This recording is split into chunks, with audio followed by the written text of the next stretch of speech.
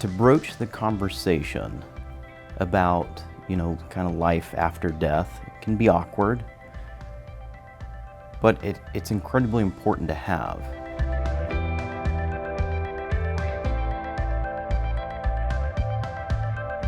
My name's Kyle Barclay. I'm a board-certified financial planner and accredited wealth management advisor with American Century. I think generally, in my experience, when we talk about estate planning, it comes in a lot of different shapes and sizes. And I think the consensus is, well, it's how much money am I going to get? But estate planning is actually, I'd say, kind of the opposite. At the end of the day, that's the final outcome, is there is a dollar amount that you may or may not get and someone else may or may not get.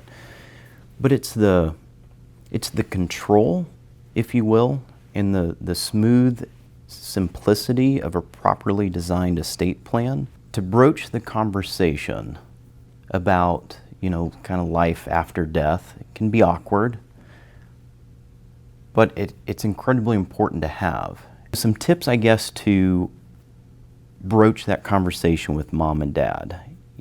This is a part of life. It's a fact of life, death and taxes. So we've got to discuss this at some point.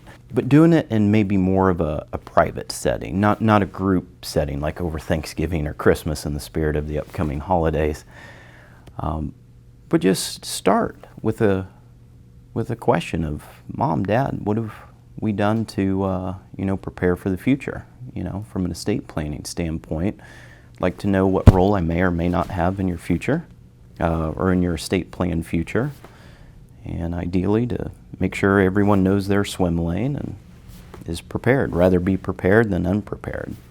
At the end of the day, it's just by law, you have to settle one's estate. And so whether that's written in a legal document to make it ideally smooth and easy for you, the courts will take control and they'll decide. Some things that we can consider doing, and I see this a lot with some of the more successful clients, if you will, with regards to having all the pieces in the right places for non-financial and financial purposes. So one is having kind of that master checklist, if you will. On that master checklist is where you have, let's say, your account numbers, the names of the financial firms that you're currently doing business with, and generally keeping it up to date as time goes on. You also need to think about, the electronic world we live in today. A lot of those important documents aren't in paper anymore.